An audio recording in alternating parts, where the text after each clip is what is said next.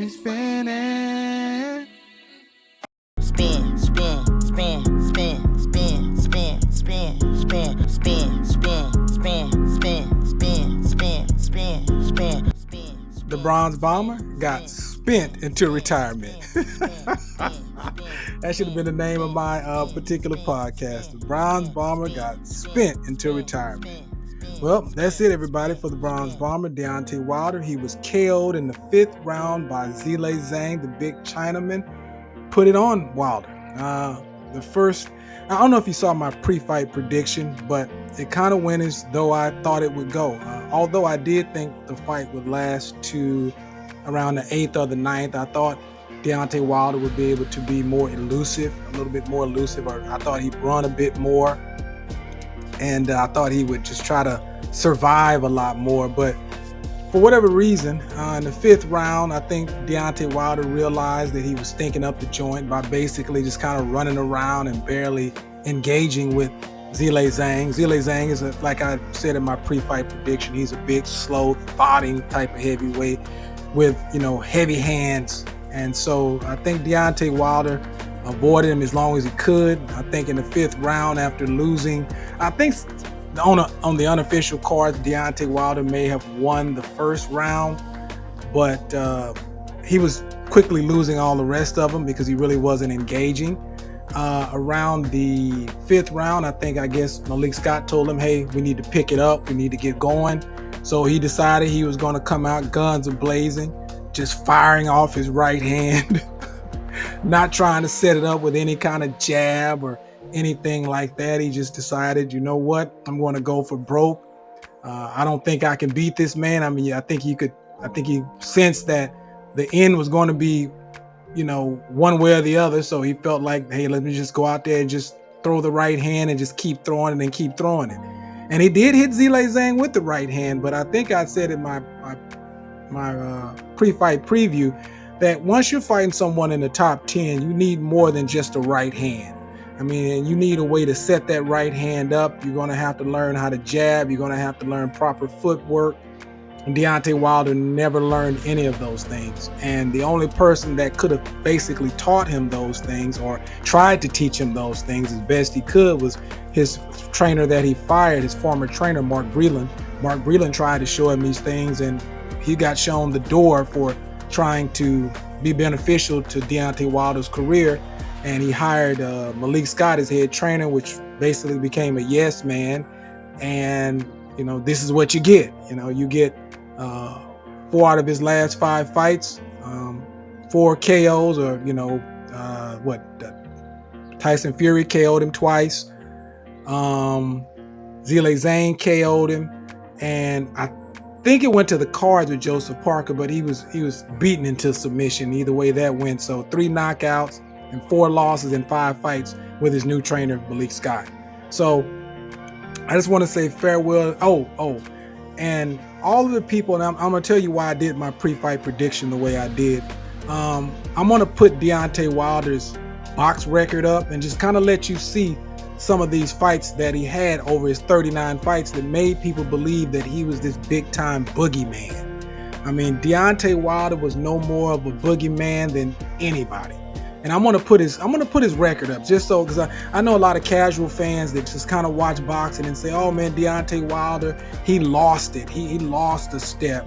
He wasn't the same guy he was before Tyson Fury pummeled him in that 2nd fight. No, he was the same fighter. The only thing is that Deontay Wilder went up against tougher and stiffer competition. And when you go up against people in the top 10, you actually have to know how to box. You actually have to have a game strategy, and you actually have to have ring smarts and ring intelligence to actually win, because you have to make adjustments in the ring. And Deontay Wilder was never going to be able to do those things. Now that I have his record pulled up, I want you to see the hype job known as Deontay Wilder, the PBC hype special. This was an Al Heyman job all the way around. This guy was a bronze medalist in the 2008 Olympics, but I want you to take a look at how flimsy his record is, how bad his resume is. Let's take a look at it. Okay, the first fight he fought a guy by the name of Ethan Cox. He wasn't ranked. he fought Shannon Gray. He wasn't ranked. And don't get me wrong, when you first start off in boxing, you are a babe. You have to cut your teeth, and you do have to fight people that are cab drivers, meter readers, Amazon drivers, and club fighters, firefighters, police officers, moonlighters, whatever. You have to fight those type of people. So the first so many fights, I'm not really talking about so much, but I just want to just kind of go through them real quickly. Richard Green wasn't ranked. He's the fourth fight. Joseph Rebalti, he was ranked 393rd in the world. It was his fourth fight. Now I want you to go back. Now look, the fifth fight, he's fighting a person that's not ranked again. That's not the order that you should go in if you are on your way of a trajectory of actually being a world champion. Once you start fighting ranked people, you should continue to fight ranked people. So he goes from 393 back to wasn't ranked. His sixth fight wasn't ranked. Seventh fight wasn't ranked. Eighth fight wasn't ranked. Ninth fight, he fights the 399th best heavyweight in the world. Okay, then his 10th fight, he goes back to fighting unranked people again. He fought a Dustin Nichols, wasn't ranked. Shannon Call, wasn't ranked. 13th fight, wasn't ranked. 14th, wasn't ranked. Wasn't ranked. 15th, 16th, wasn't ranked. 17th, he fought the 304th best person, best heavyweight in the world, excuse me. Okay, now again, if you've noticed a pattern here, there's no progression in his career. He fought the 304th best heavyweight at his 17th fight. And now his 18th fight, he's fighting Dominic Alexander, who wasn't ranked again. Now he fights Daniel Cota, ranked 489, less than the person that was the 304th or the 399th on his 9th fight. He's digressing. Now on his 20th fight, David Long wasn't ranked. Marlon Hayes, 368th in the world. Jesse Ottoman, 492. The next guy wasn't ranked. 310, 357 on his 25th fight. By the time Anthony Joshua was on his 18th fight, he was fighting for a world championship. And most fighters that are, especially a fighter that was in the Olympics, they don't have a resume this flimsy. And I just want all the non-boxing people, the casual fans, to just look at this record and you tell me. I mean, we're looking at his 30th fight. He's fighting the 121st ranked fighter in the world. The first time he fought a person in the top 50 was his 29th fight. He fought the 43rd ranked fighter as a heavyweight, and he was past his prime, and he was a blown up cruiserweight. He was 43rd. And then he went back down to the 121st rank. The 31st fight, he fought his trainer, Malik Scott, his head trainer, and he was 86th in the world when he fought Malik Scott. So then he goes back to fighting his 32nd fight, 194, 33rd fight. Finally, on his 33rd fight, he fights the 4th ranked person in the world, which at that point was the WBC champion, Bavern Stavane, whatever his name is. Let me say his name right. Bermain Stavern. He was the 4th ranked fighter in the world at that time, and he was the weakest WBC champion probably of note other than maybe Wilder. And Wilder beat him in a 12-round decision. He didn't KO him. He beat him in a 12th round decision. Now he goes back to fighting bums again.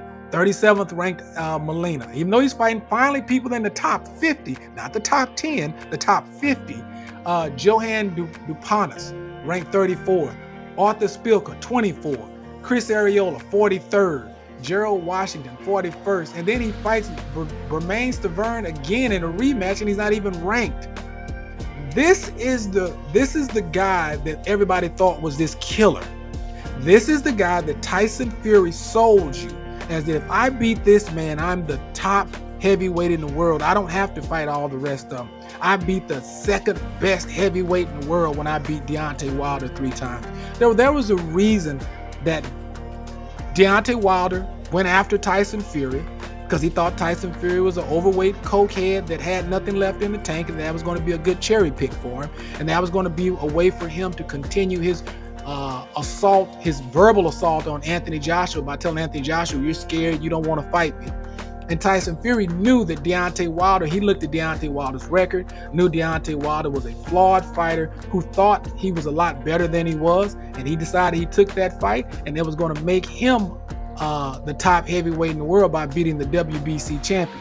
So now you see why that I had no faith in Wilder. Wilder never had a resume that could rival any of the people. And the second he stepped off of the PBC island, he stepped out of that promotion and started fighting real fighters in the top 10, he started getting KO'd.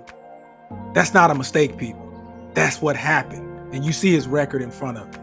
And oh yeah, by the way, if you're looking for a boxing trainer, I don't think I'd go to Malik Scott. I think this spinning technique is not for a young boxer to be doing, or any boxer to be doing for that matter. I think you fight how you practice. And all that spinning caused Wilder to spin out of control once he got hit. Hats off to Zhang and that right hook. Wilder should go ahead and retire at this point. He's made plenty of money. And from my understanding, he got into boxing for his daughter at the time, who was born with spina bifida. He got into boxing as an adult. He went to the Olympics. He won the bronze medal. And he made plenty of money with really limited skill set. So you have to take your hat off to Wilder, because he made it a long way with the matchmaking that they gave him. And he made, almost $100 million, right at $100 million. I mean, you can't get mad about that. Happy retirement to Wilder. I think he's made plenty of money. If he put his money to good use and he saved it correctly, he should never have to bust a grape in life again. Zhang, hats off to you. I don't know if you'll fight for a championship in your next fight, but at 41 years old, you've bought yourself some more fights, some more paydays, and some more fights. And it was a good fight. KO in the 5th round. That's it for Wilder. He was spent into retirement. You can catch Wilder in retirement in one of the Tuscaloosa, Alabama karaoke clubs every Friday night, singing those old classics from the Spinners or the Four Tops. Like, comment, subscribe, and share. I'm out.